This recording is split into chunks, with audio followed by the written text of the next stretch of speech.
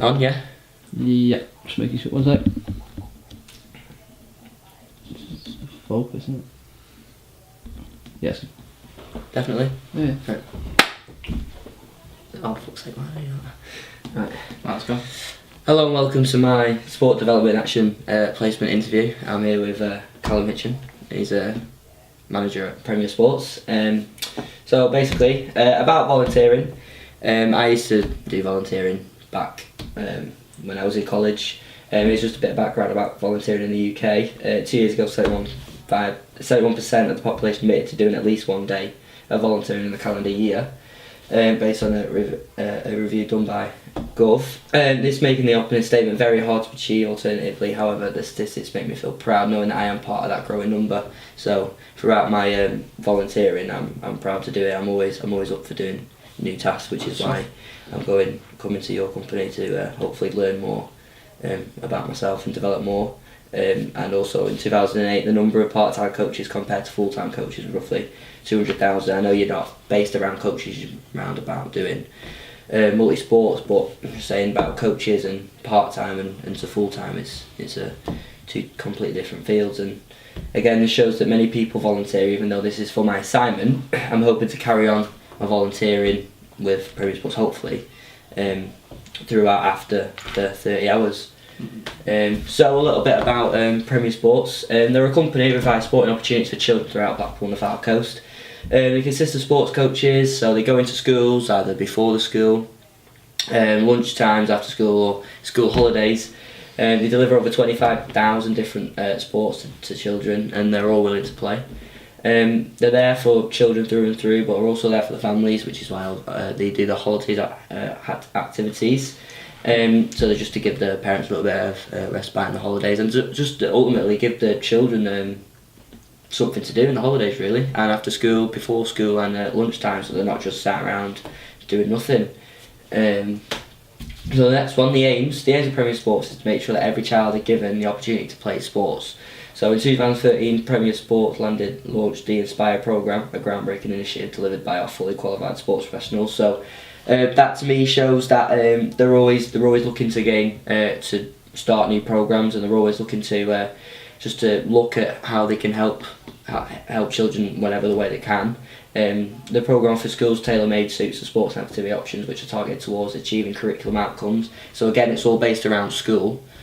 So whatever they do in school, they obviously Premier Sports links that in with them. It's also designed to be inclusive. Again, top aim, inclusive with all the children playing their sports. Yeah. Complete activity structures to engage all pupils. So again, pupils aren't going to come down just for a mess around. They're going to be engaged. They're going to be wanting to play the sport. Yeah. From those not normally inspired by sport through to the budding stars of the future. So again, great way to make friends, and to get them into sport, and hopefully carry that through, and then through later on in their life, they'll be continuing to play sport. And this quote by Premier Sports really enhances the point of being, again, inclusive for all the children. And because they usually have a year one, and they have trouble getting in, and then hopefully by year 5, year 6, and then through college and through high school, they'll be playing PE and playing sport they actually want to, instead of people like, oh, I'm not going to turn up, I'm not going to do this. I think it's just lowering the sedentary behaviour rate of children. Yeah, exactly. That's what we inspire to do in schools. We've got to make sure that we're encouraging children to take part in sport, because when they go home, they might be sedentary, playing on the games consoles. Ever growing cycle that continues. Yeah, again, the programme for the offer schools. Yeah. So my role, I'm hoping to achieve. So working with a brilliant team within the holiday camp, as we spoke about in the Easter time. Yes. Completing the 30 hours, which for this assignment throughout the Easter period, and then to shadow either yourself or another leader, and to hopefully lead certain things throughout the Easter holiday. So hopefully a warm up, or enough to get more confident, hopefully a main session or something like that, just something to hopefully ease myself in, because obviously it's a new environment for me, so I'm going to be a bit nervous, but I've done many hours before, so I'm hoping I'll be straight in, and I can I can see what I'm like, what the kids are like, and I'm always up to do new sports, because I've only done like a couple of sports, and I know that you do a lot of sports, so I'm hoping to obviously get a wider knowledge on different sports and hopefully use my skills from other sports for them sports as well. I'd probably just say you get out what you put in, so Yeah, whatever you exactly. feel comfortable doing, you can do. You'll be given the opportunity to take control. Yeah. And like I said, if all going well and you continue in the future, there might be a position there for you in the future. I'm hoping for that as well.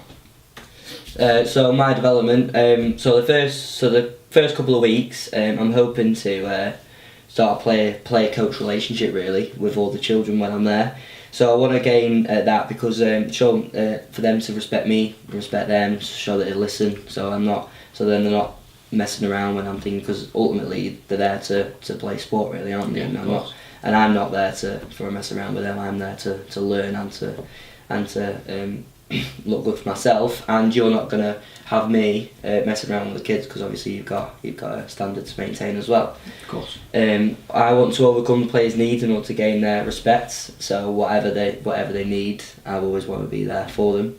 And the professionalism by me and the children needs to be good throughout, even though they could be like 5-year-olds all the way up to 10-year-olds. That professionalism needs to stay through all levels. And again, a personal goal for me, I want this to kickstart me to gain my qualifications for all other sports, because I currently have a FA level 1, but I also want to have other ones, so like basketball, for example, rugby, tennis, some other ones like that, and just to gain just a wider knowledge of sport, because I feel like once you have that knowledge, you can use that in different sports that are out there, like such as archery, which I know that you do, and fencing and stuff like that. And again, backed up by Sport England, they suggest that having qualifications, again, you can further your skills and further your knowledge, and it just looks better on CVs and stuff like that. Fun. You're more than welcome to bring, like I said, notepad, anything like that. Take sessions down, take them away with you, and then maybe further in the week you want to relay that session. It's totally up to you. Obviously, we can provide you the details to get onto these sort of courses. Obviously, if you're in partnership with us, we can put you on Premier Sport courses. So it's totally up to you how far you want to go in terms of working alongside us or with us. Yeah, thank you. So what Premier Sports do for the local community, they're all about the kids being active, as we said in the aims. There wouldn't be such a wide area to work on if they weren't focused on kids being active. Then there'd just be no point. As mentioned, they help provide children with the sport opportunities not taught by the teachers, so they go into the schools, as we said before, and they provide that because they focus on just the sport. It's a fun and energetic sessions, and it's still based on the curriculum, but it's just a new person delivering. So as a coach myself, I know that kids like new things and they like new ideas. Yeah. And if it's the same person just delivering the same session, it does get a bit boring for all the children. Yeah. So new people coming in all the time, it's fun, it's fresh, and it's something for them to bounce off. And again, it gets children outside, it gets them energetic pretty much all the time. And with Premier Sports sessions going all through the day, there's no excuses for them. Oh, I missed the one before school, or I can get the one at lunchtime, or I can get the one after school. Yeah, cool. And obviously with the holiday times, they can't say, oh, I'm going to be in, no, I can do that one. Yeah, of course. Obviously our main aim is just to aim for is the kids at the end of the day, but there's a lot of TAs in school now, so you've got teaching assistants who will bounce off us. They will take part in our sessions. They will also learn from our sessions. Yeah. And we provide, obviously, an aspect from a teacher's point of view, so we'll provide teachers with information, also pupils with information, but we'll also branch out, so any after school clubs we deliver, we will try and get kids into local clubs. Yeah. So our archery, we'll deliver archery, but there is local archery clubs we can branch kids out so they can further their development. Yeah, so there are basically also, as well as doing that, as Callum said, they're a feeder, so they then feed them into local clubs. They do, and also with the TAs, they'll help the TAs, so then hopefully in the future the TAs can run the sessions, or the teachers can run the sessions. So the funding, they get funding from schools, so obviously the schools pay them to go and deliver the curriculum sports, because otherwise then they wouldn't be a company. And also they get funding by Sport England, and then they get that for the equipment they need to deliver for the sessions. Obviously all the archery stuff, and it's not cheap. No.